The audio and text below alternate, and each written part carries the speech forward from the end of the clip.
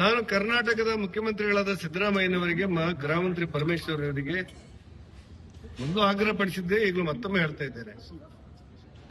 ಧರ್ಮಸ್ಥಳದ ಸೌಜನ್ಯ ಪ್ರಕರಣವೂ ಸೇರಿದಂತೆ ಯಾವುದೇ ತಪ್ಪುಗಳಿಗೆ ನೀವು SIT ಸೇರಿದಂತೆ ಯಾವುದೇ ತನಿಖೆಯನ್ನು ಮಾಡಿ ನಾವು ಬೆಂಬಲ ಕೊಡ್ತೇವೆ ಅನ್ನುವಂತ ಮಾತು ಮೊದಲು ಹೇಳಿದ್ರು.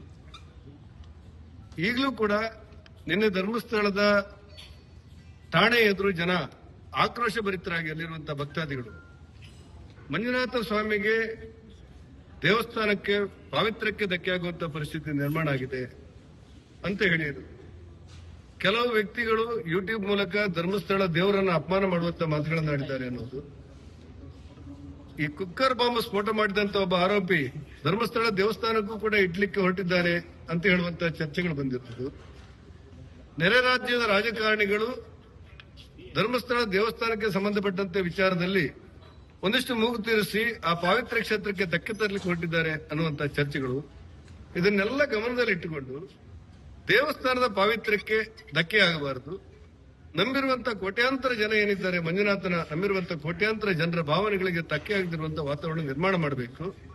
ಆ ಹಿನ್ನೆಲೆಯಲ್ಲಿ ರಾಜ್ಯ ಸರ್ಕಾರ ಕ್ರಮ ತಗೊಳ್ಳಬೇಕು ಅನ್ನೋದು ನಮ್ಮ ಆಗ್ರಹ ಇರುವುದು. ಅದೇ ಸಂದರ್ಭದಲ್ಲಿ ಅಲ್ಲಿ ನಡೆದಿರುವಂತಹ SIT ತನಿಖೆಯನ್ನು ಕೂಡ ನಾವು ಸ್ವಾಗತ ಮಾಡಿದ್ದೇವೆ. ಭಾರತೀಯ ಜನತಾ ಪಕ್ಷ ಮೂಲಕ ಸ್ವಾಗತ ಮಾಡಿದ್ದೇವೆ. ಸೌಜನ್ಯ ಪ್ರಕರಣದಲ್ಲಿ ಅವರ ಹೆತ್ತ ತಾಯಿ ತಂದೆಯ ಸ್ಥಾನ ನೋಡಿದಾಗ ಆ ಮಗುವಿಗೆ ನ್ಯಾಯ ಸಿಗಬೇಕು ಅನ್ನೋದನ್ನ ನಾವು ಮೊದಲು ಆಗ್ರಹಪಡಿಸಿದ್ದೇವೆ. ನಾನು ರಾಜ್ಯ ಸರ್ಕಾರಕ್ಕೆ ಮತ್ತೊಮ್ಮೆ ಆಗ್ರಹಪಡಿಸ್ತಾ ಇರೋದು ಏನಂತ ಹೇಳಿದ್ರೆ, ಇವತ್ತಿನ ಕೆಲವು ಪ್ರಕರಣಗಳು, ನಿನ್ನೆ ಮತ್ತು ಇವತ್ತಿನ ಕೆಲವು ಪ್ರಕರಣಗಳು ಧರ್ಮಸ್ಥಳದ ಮಂಜುನಾಥನ ಭಕ್ತರಿಗೆ ತುಂಬಾ ಆತಂಕ ಮತ್ತು ನೋವನ್ನುಂಟು ಮಾಡುವಂತ ಘಟನೆಗಳು ನಡೀತಾ ಇದೆ.